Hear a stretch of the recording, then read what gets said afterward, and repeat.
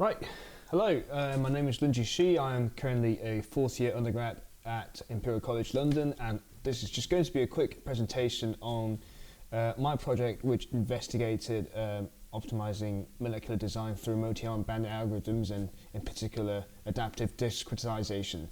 The project is mainly computational, but I'll be going through a lot of the theoretical aspects and the foundation of the problem, and also talk a bit about what I ended up doing regarding simulations. There's quite a lot to get through, so without further ado, I'm just going to get started with the overview of the multi-arm bandits problem, which is a sequential decision-making problem under reinforcement learning, which is a bigger framework that it falls under. To start with, we're going to look at the discrete case. The player employs an algorithm that offers a selection of k different choices, known as arms, to make during a total of t rounds. And we call that the horizon. In each round, the algorithm makes a decision on one of the arms to play and subsequently observes a reward associated with that arm. Typically that comes from a distribution, and it can also be stochastic. The overarching objective is to maximize cumulative reward that the algorithm obtains throughout the t rounds. There is an assumption here that whenever you play an arm, you observe a reward. Therefore, you gain information about that arm and that arm only. Rewards are required to fall within a bounded range so that we can bound them between 0 and 1, so we can standardize a lot of the other things. So this slide talks about the notion of regret. So basically, the regret is formally how we assess the performance of algorithms, because there is this notion of maximizing cumulative reward, which is the same as minimizing regret. And the regret is the difference between your action, the reward from your actions compared to what is optimal. And the optimal case will obviously be there's going to be a best arm, there's going to be a best choice in each time step. And if you make the correct optimal choice in each time step, that is the optimal outcome. And your algorithm will be some distance away from that. And we call that the regret, or cumulative regret, when you're looking at each time step. And obviously, there is also the notion of expected regret when you're looking at statistical behaviors of arms and how you expect your algorithm to perform. This brings us to the next topic, which is continuum armed bandits. So before we were just looking at discrete case, the continuum case is just an extension which explores the similarity between arms. We're primarily going to be focused on Lipschitz bandits. The motivation is Lipschitz bandits studies large and structured action spaces, because typically when you're deploying these algorithms, you're working with such a large number of arms that they almost form a continuous space that it's almost more helpful to consider them as a continuum armed case instead of just some very large number of discrete arms. The key notion here, the key assumption here rather, is that we're assuming a similarity between the arms, which can be defined by feature vectors, will result in similar responses or similar reward distributions. In the following slides, I'll be introducing some definitions and theories to build a foundation for studying continuum armed bandits and Lipschitz bandits. Some of it might be quite content heavy, so I will just pick out the important bits. So feel free to pause at any moment or go back and revisit the slides if you're unsure as to what goes to what. Anyway, so here first, this is a large chunk of definition, but essentially it is just formally defining the Lipschitz property, where earlier we said similar feature vectors result, similarity between arms using feature vectors result in similarity in rewards, which we're looking at, let's say arm in X and Y here, as if we're considering them as similar arms, then their rewards, which is mu X, mu Y, we also expect them to be somewhat similar, and we define this over a metric space, and going forwards we're able to work with that. And obviously we're setting reward to be, here it should be bounded, either 1 or 0, or bounded between 0 and 1, doesn't matter too much. Either way, we're applying the Lipschitz continuity property over this space, and then we are moving on to the definition of a discretization, which is you're looking at a subset S within X. X is the action space of all of the arms, and S is just some subset of that. We're calling it a discretization of X. In the Lipschitz bandits problem, it's quite common to use this discretization as an approximation for X, because naturally you're not able to look at all of the arms in X. Therefore, you want to pick out what you believe are meaningful arms within X, and you call that set S, which is a discretization of X. and obviously there's going to be an optimal reward or optimal arm in your discretization, and that may or may not be some difference away from the true optimal arm in the host action space X. So we call that the discretization error.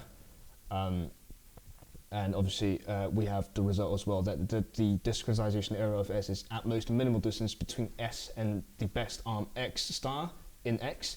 Again, we use the Lipschitz property that we established in the previous slide for this result. Adaptive discretization now. Think of arms in S, your discretization of X. Think of them as probes that the algorithm places in the metric space. An algorithm could approximately learn the main rewards over time and adjust the placement of those probes accordingly, making sure that one has more probes in the more promising regions of the metric space. You're essentially saying you are going to actively adjust your discretization so that you're actively exploring more arms in more promising areas while still exploring some of the arms in what you consider are less promising regions. And we call this adaptive discretization, which is just when you're adjusting what you consider are meaningful arms that give you meaningful information as you learn more and more about the environment you're working in. And this is again a key notion in reinforcement learning as well, where you're basically actively learning and adapting to the environment instead of just using a fixed set of knowledge and sticking with it, which is more common in machine learning, of course. We're going to be looking at the zooming algorithm. So the algorithm, this is just formally what I talked about earlier. You're maintaining a set S within X. These are what you call active arms, and each round some arms may be activated according to an activation rule, implying that you are now considering those arms as candidates. And one active arm is selected according to the selection rule, and that's going to be the arm that you play in a particular round. The key thing here to note is that once an arm is activated, you do not deactivate it. Therefore, it remains in your set S. Then we're going to introduce the notion here called the confidence ball. Again, quite a lot of text. Apologies for this. I just really felt like it didn't make a whole lot of sense if I just take out one part here and leave it on the screen. So I included the whole thing anyways. But basically, we are introducing this key metric here called the confidence radius. And what it is saying that is whenever you're considering any particular arm, using your metric of the confidence radius, you're basically drawing a ball around it and saying that all the arms contained in this ball, the available samples, right, they do not provide enough confidence to distinguish that particular arm from any other arm in the confidence ball. Basically saying that a confidence radius is what is your level of confidence in your approximation, therefore about around each arm, how confident you are about how sure you are about the distribution and the information on that particular arm. So therefore any of the arms contained in that confidence ball, they are indistinguishable from the arm. So we say that an arm is covered at time t if it is contained in the confidence ball of some active arm. Suppose an arm y is not active in round t, but it is covered in the confidence ball of x, then formally it is just saying that the algorithm does not have enough samples of x to distinguish x and y. Therefore, there's no need to activate y yet, because whatever you know about x already encapsulate enough, and in terms of the approximation that you are working with, there is no need to consider y yet because they're indistinguishable. There is this thing that we now need to maintain, which is that all of the arms need to be covered by the confidence balls.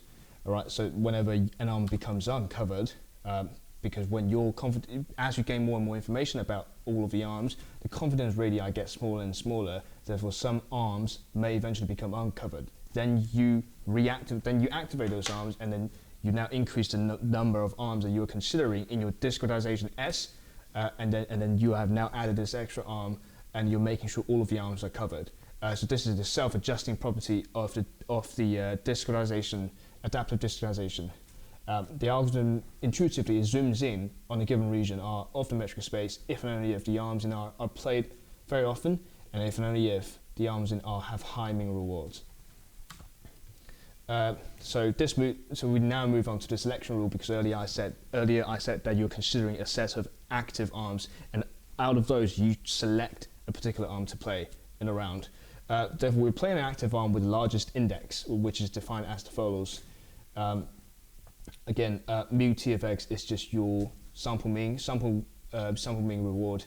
The intuition behind it is that if the index is large, then either your mu t of x, therefore your information on the reward is large, implying that x is likely going to be a good arm, or the radius is large, implying that the arm x hasn't been played very often, therefore it has a very, very big confidence ball because we're not very sure about the information we have on that particular arm.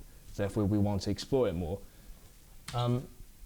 This provides, this now completes the whole algorithm, the whole zooming algorithm, where just an overview in the algorithm, you start with a set of active arms. You can set it, not too important here, but anyways, in each time step, you have an activation rule where you're looking at the set of all of the arms, and if any of the arms are not covered, you need to make sure that they become covered by having them either activated or they're already included in the confidence pool of another arm. And then you pick any such arm Y, you activate it again, no problem, and then you play an arm according to the selection rule. And then at the end of the round, you're able to update the information you have on your set of active arms. So slightly running out of time here, but that really is, I think, the central thing that I wanted to get through today. But anyways, the application to QM9, which is what I had a look at, is the actual implementation of this algorithm using a molecular structural similarity information for adaptive discretization, right? So QM9 is a quantum chemistry data set, and I'm just looking at 6,000 isomers of C702H10 with orbital energies calculated at this particular level. So the zooming algorithm implementation I uses ultra-fast shape recognition, which is used to calculate similarity based on atomic distances. And then I'm trying to basically optimize it over a reward, which I've chosen to be the energy gap between LUMO and LUMO and HLMO. Sorry, not a chemist, so I won't be going into that. But anyways, interesting nonetheless. To make the unpooling process a stochastic process, I introduce a zero mean Gaussian noise added to the gap value. So every time a noisy value is observed, each time we play an arm. So in short, using shape similarity to try to optimize over the energy gap values between this set of 6,000 isomers of C702H10. Just a quick run through. Here we look at the distribution of pairwise USR similarities between the set of all of the 6,000 molecules. As we see, that is the distribution of the similarity. Nothing too crazy going on here. And the distribution of normalized gap values, again, reward, we normalize them between 0 and 1.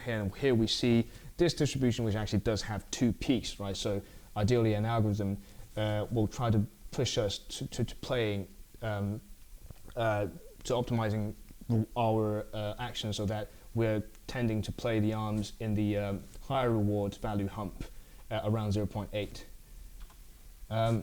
We are incorporating a scaling here. It is just another term added to the confidence radius, multiplied. Therefore, I'm able to scale it between 0 and 1. It's just a hyperparameter to tune, and then we're looking at it applied to a data. We're looking at the algorithm applied to the data set using a noise variance of 0.05 here, and we're just looking at the effect of tuning the hyperparameter value, the scaling on the confidence radius from 0.04 to 1, and then here is what we have. And before going back to the plot just now, I just want to quickly talk about it as well. The scaling factor does affect the number of active arms at the end of the simulation. So obviously when you're using a much smaller, well, I can call it gentler, a much more gentle scaling factor, you actually end up with a lot more active arms at the end. Therefore, it is more computationally demanding because you're actively sort of because you're considering more and more arms and to select through. Whereas for a higher scaling factor, it is a lot less demanding because you're considering, your discretization is considering fewer and fewer arms out of the whole set of 6,000. And here as well, we do see that smaller scaling values tend to give us better performances. Right, that's all. Thank you.